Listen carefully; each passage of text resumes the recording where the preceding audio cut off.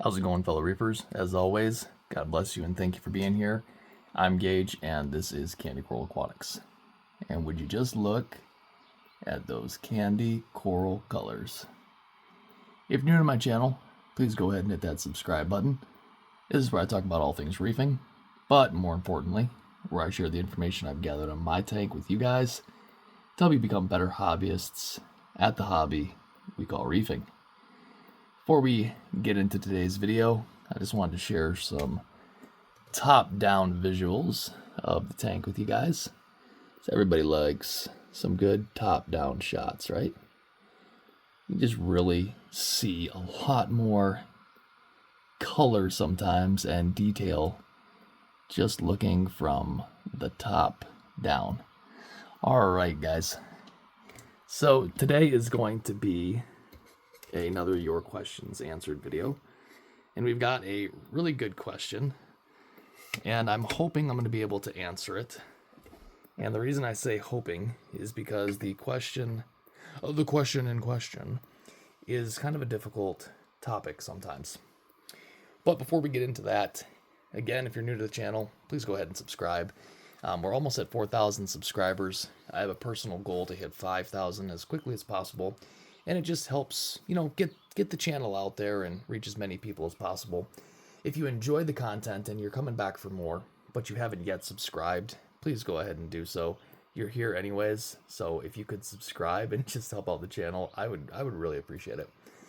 All right, so the question today it was a question, but kind of a statement at the same time. So I'll just kind of from memory, just re-explain what they were asking / saying.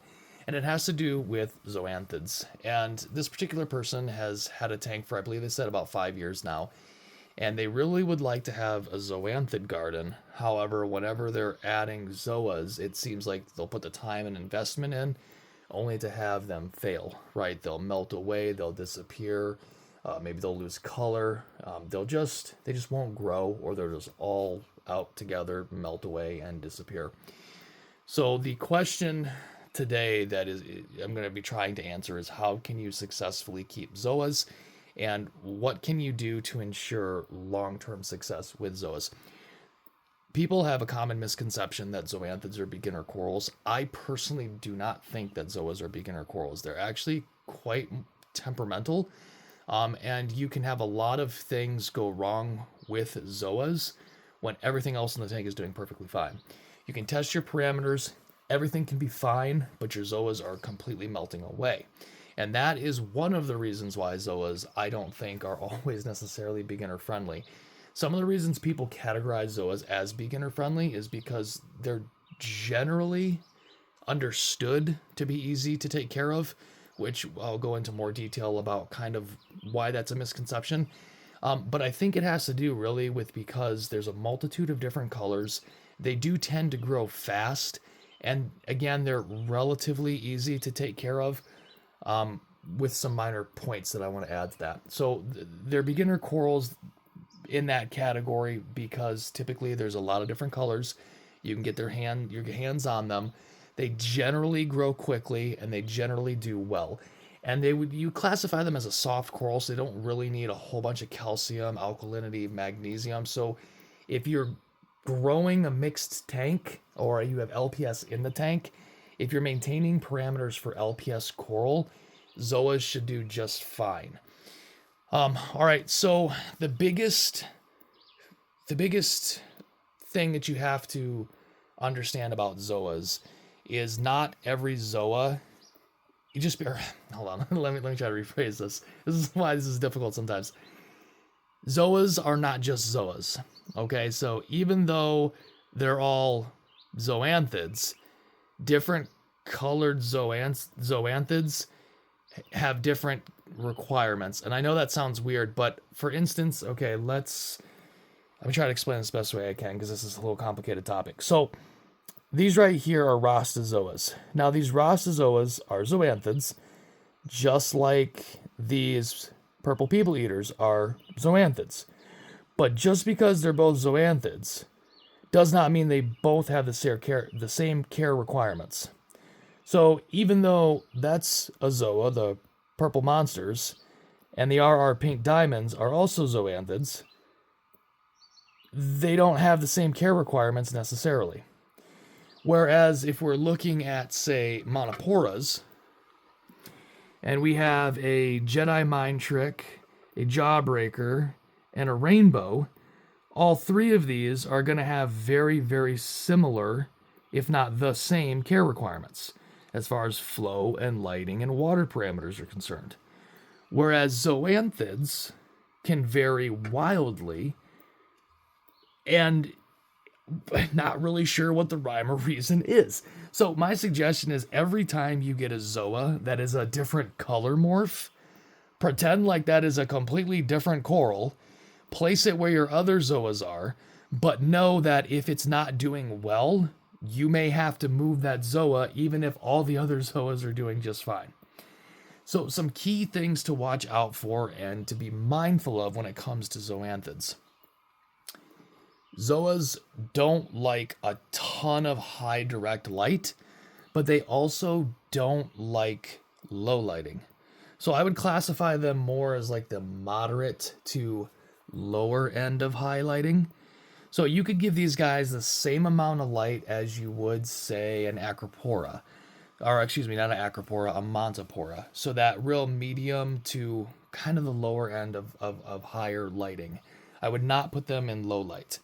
When it comes to flow, they don't like a lot of real direct flow, but they like strong indirect flow. So you're going to want to have a good, well-rounded, equal flow throughout your tank. Generally, I like to look at the skirt. So if you look at the skirt of the zoa, I'll zoom in here a little bit. Oops, sorry, too much. So if you look at the skirt of the zoanthid, the skirt, for those of you that don't know, is, well, it goes all the way around the outside. And that skirt almost looks like little eyelashes coming off of it. So if you take a look at the lashes that form that skirt, I would keep an eye on those, kind of the way that they're moving around in the water, and just the whole kind of skirt itself. You want just a nice kind of even, something like, see how my fingers are kind of just moving around like this. That's kind of what you want. You want a nice even distribution of flow all the way around the corals. Now, as they grow, they form a mat, kind of like, kind of like GSP does, Green Star Polyp, but maybe not to that extent.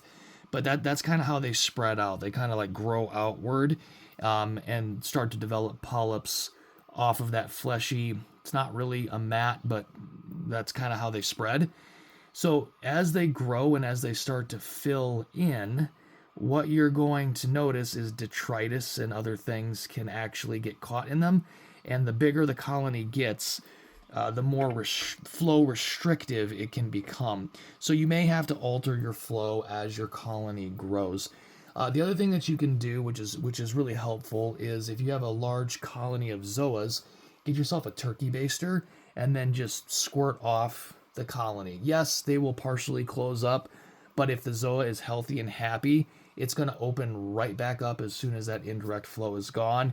It may take like 30 seconds, but they will open right back up for you. If the zoa is mad or unhappy, they will close up and they will stay closed up. Now, some issues to confront and combat melting of zoanthids. A lot of times when a zoa is melting away, it does have to do with a parameter issue. But the parameter issue is not calcium, alkalinity, or magnesium necessarily.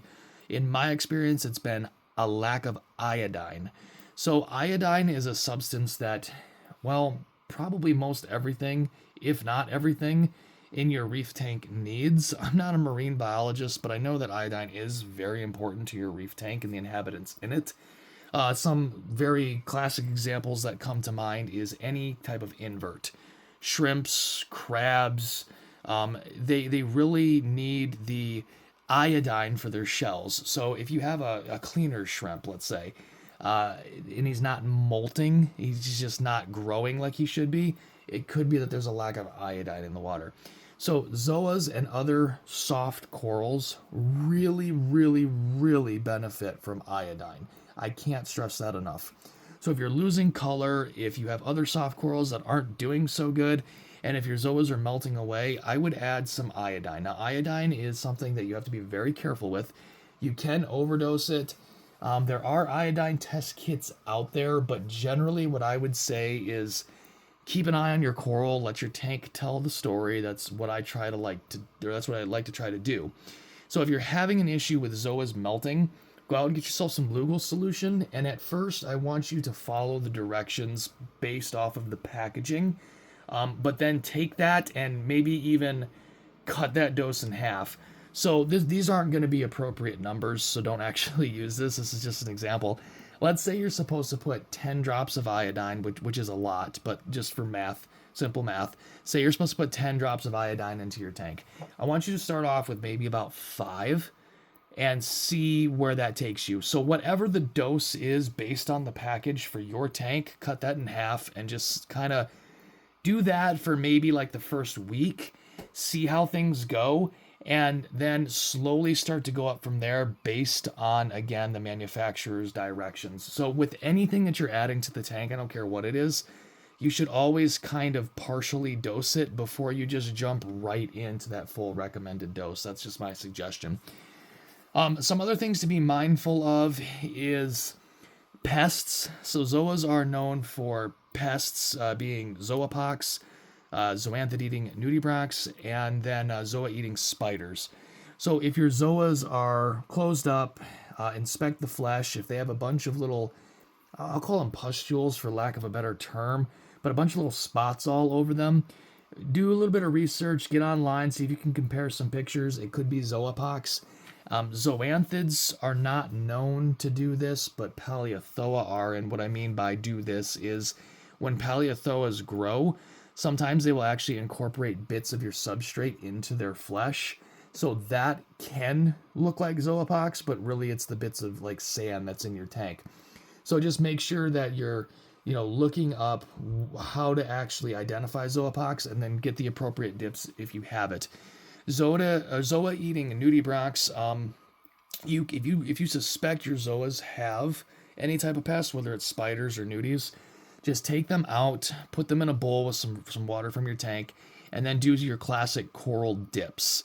And then while you're dipping it, you're going to want to hit it real hard with a turkey baster, like nice high direct flow. And of course, I've got a crab, a blue-legged hermit crab, dragging his butt across the top of my zoas while I'm trying to talk about him.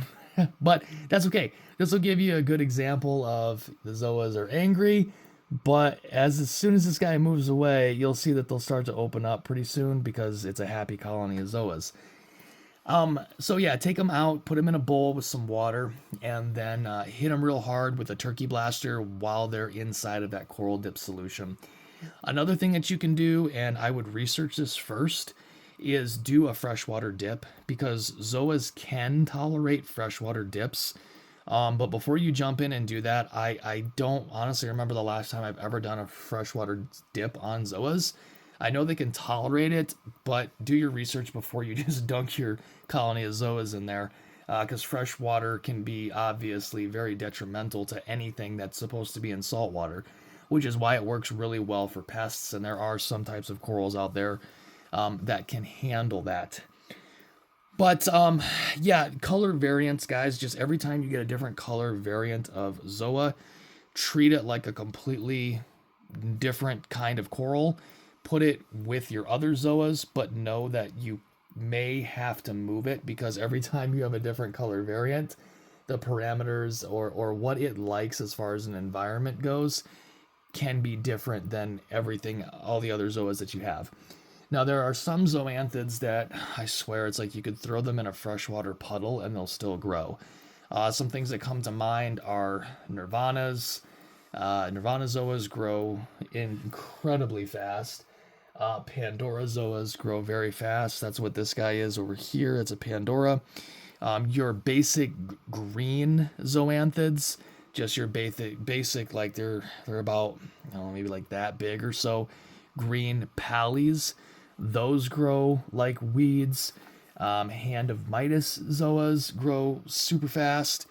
So there are some zoas that are like the Zania of the zoa world or the green star polyp of the zoa world, and it doesn't seem to matter what you put them in, and they will grow. When you start getting into higher end zoas like these with these different color variants in them, for whatever reason, they tend to be more finicky, which is why I personally think higher end zoas or a lot of these crazy color morphs are not beginner friendly just because they can shift wildly as far as their health is concerned, and also they're very expensive, so they're not very introductorily friendly to the zoanthid to the zoanthid whatever you want to call it, like collection. So just be mindful of that. I hope this video has helped. I hope that there's been some pointers in here for you. But overall, guys, if you have any other questions, please leave them down in the comments below, and I will also use your questions in the next Your Questions Answered videos. Until next time, guys, take care, God bless, and I hope this has helped.